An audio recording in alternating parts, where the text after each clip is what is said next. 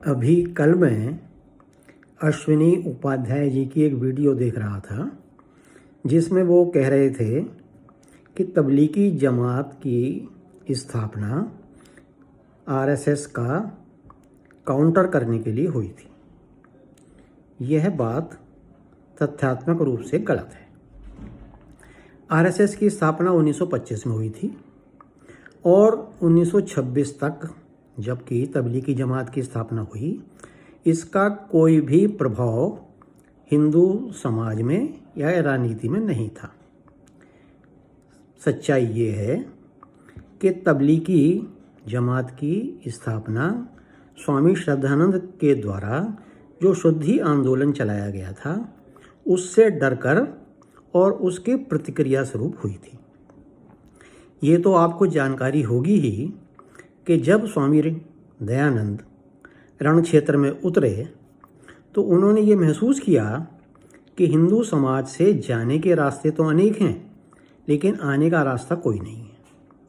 तब उन्होंने सबसे पहले शुद्धि का विचार दुनिया को दिया और ये बताया कि जो हमारे भाई किसी भी कारण से, चाहे बल के प्रयोग से या लोभ के वशीभूत या भ्रम के वशीभूत होकर के अपना वैदिक धर्म या हिंदू धर्म छोड़ करके अन्य मजहबों में जा चुके हैं, वे अगर चाहें तो पुनः अपने मूल धर्म में आ सकते हैं।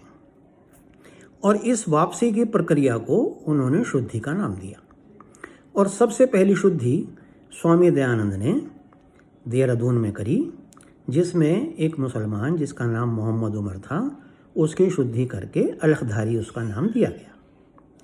स्वामी दयानंद की प्रेरणा से ही स्वामी श्रद्धानंद ने व्यापक स्तर पर शुद्धि कार्यक्रम चलाने के लिए 1923 फरवरी में भारतीय शुद्धि सभा की स्थापना करी।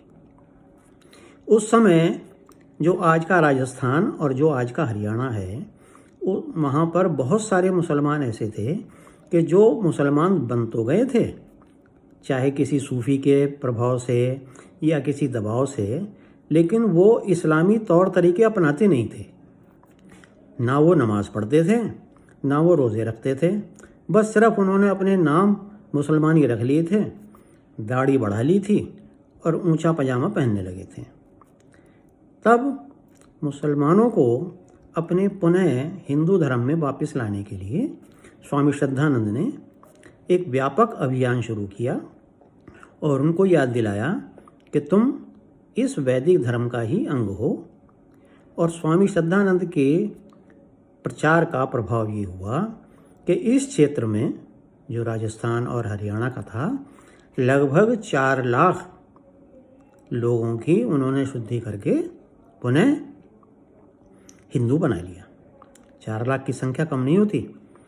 अब इस बड़ी संख्या से घबरा करके मुसलमानों ने ये विचारा कि अगर ये लोग इसी प्रकार से परिवर्तित होते रहे तो हमारा तो अस्तित्व संकट में आ जाएगा।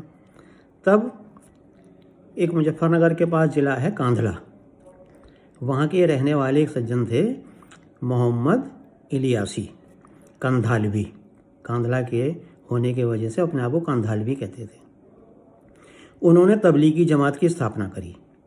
इस तबलीगी जमात का काम क्या था कि ये ऐसे मुसलमानों को जो इस्लामी परंपराओं का पालन नहीं करते, जा कर के इस्लामी परंपराओं के बारे में बताते थे और उनको जोर देते थे कि भाई तुम इन इस्लामी परंपराओं का पालन करना शुरू करो, 5 वक्त की नमाज़ पढ़ना शुरू करो, रोज़े रखना शुरू करो, कलमा पढ़ना शुरू करो।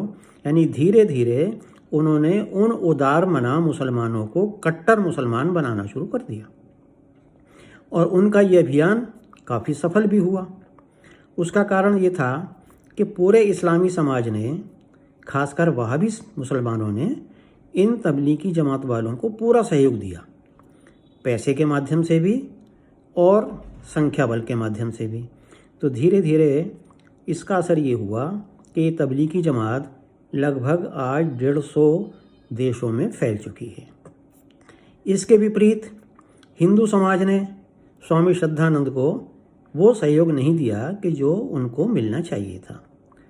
इवन स्वामी श्रद्धानंद के कार्यों से महात्मा गांधी नाराज हो गए, क्योंकि कांग्रेस के मुसलमान नेताओं ने इनको महात्मा गांधी को ये समझाया कि स्वामी श्रद्धानंद के कार्यों से हिंदू मुस्लिम एकता में बाधा पड़ रही है। तब गांधी जी ने स्वामी जी को बुलवाया और उनसे कहा कि आप अपना शुद्धि का कार्यक्रम तुरंत रोक दीजिए। इस पर स्वामी जी ने कहा कि मैं अपना कार्यक्रम रोक सकता हूँ एक शर्त पर कि आप भी मुसलमानों से ये वचन ले लें कि वो भी हिंदुओं का धर्मांतरण बंद कर देंगे। इस पर महात्मा गांधी का कहना ये था कि ऐसा मैं कोई वचन मुसलमानों से नहीं ले सकता। तब स्वामी जी ने कहा कि अगर आप उनसे वचन नहीं ले सकते तो मैं भी ये वचन आपको नहीं दे सकता कि मैं अपना शुद्धि का अभियान बंद कर दूंगा। इससे नाराज होकर के महात्मा गांधी ने स्वामी श्रद्धानंद को कांग्रेस से धीरे धीरे बाहर धकेलना शुरू कर दिया और उनको मजबूर कर दिया कि वो कांग्रेस छोड़ दें। अब स्वामी श्रद्धानंद के जो शुद्धि का आंदोलन था उससे परेशान होकर के मुसलमानों ने उनकी हत्या करवा दी। उनकी हत्या करने के बाद ये शुद्धि का जो हमारा आंदोलन था वो बहुत मंदा पड़ गया। अब मेरा कहना सिर्फ ये है कि जितने उत्साह से मुसलमानों ने तबलीगी जमात को अपनाया, जितना व्यापक रूप से सहयोग उसको दिया, अगर उतना ही व्यापक रूप से सहयोग हिंदू समाज स्वामी श्रद्धानंद और उनके अभियान को देता तो आज जो हम समस्या झेल रहे हैं वो समस्या ना झेलनी पड़ती। अब भी समय है, जागो और आर्य समाज के साथ जुड़ करके इस शुद्धि के आंदोलन को सहयोग दो।